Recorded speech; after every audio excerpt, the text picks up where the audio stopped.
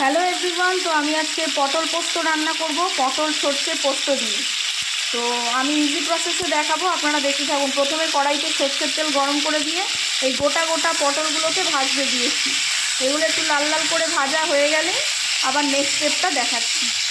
এবার পটলগুলো এই যে লাল লাল করে ভাজা হয়ে গেছে, এবার এর মধ্যে আমি পেঁয়াজ দেব আর কাঁচা লঙ্কা দেব। আচ্ছা, এই যে পেঁয়াজ দিয়েছি, এবার এই যে কাঁচা লঙ্কা দিলাম।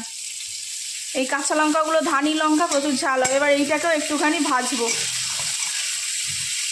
আচ্ছা, এই যে পটলগুলো ভাজা ভাজা হয়ে গেছে পেঁয়াজটার সাথে, এর মধ্যে আমি একটু হলুদ দিয়েছি, লঙ্কা গুঁড়ো দিয়েছি কালারের জন্য। আর এবার আমি এর মধ্যে আগে থেকে বেটে রাখা সর্ষে পোস্ত আর এর মধ্যে তিল আছে, এটা দিয়ে দেবো এখানে। এটা আমি 1:2:3 রেশিওতে করছি। 3% এখানে সর্ষে আছে, 2% তিল আছে, আর 1% একটু অল্প করে পোস্ত আছে। এটা আপনারা বাড়িতে বানাবেন, দেখবেন খেতে খুব টেস্ট হবে।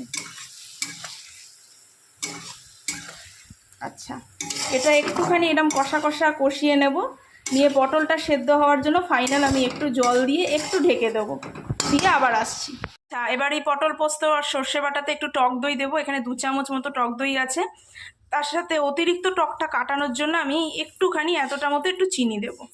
দিয়ে এটাকে এবার ভালো করে একটু ফেটিয়ে নেবো। এক হাতে ভিডিও করছি, এক হাতে ক্যামেরা ধরে করছি, তো দাঁড়ান ফেটিয়ে নিয়ে আসছি। আচ্ছা, এবার পটলটা একটু মজে এসেছে, মানে সেদ্ধ হয়ে গেছে। এবার এর মধ্যে আমি এই টক দই, ফেটানো টক দইটা দিয়ে দেবো, দিয়ে ভালো করে এটা মিক্স করে দেবো। ব্যাস, তো রেডি হয়ে গেল আমাদের সর্ষে পোস্ত দিয়ে পটল। গরম ভাতে জাস্ট জমে যাবে।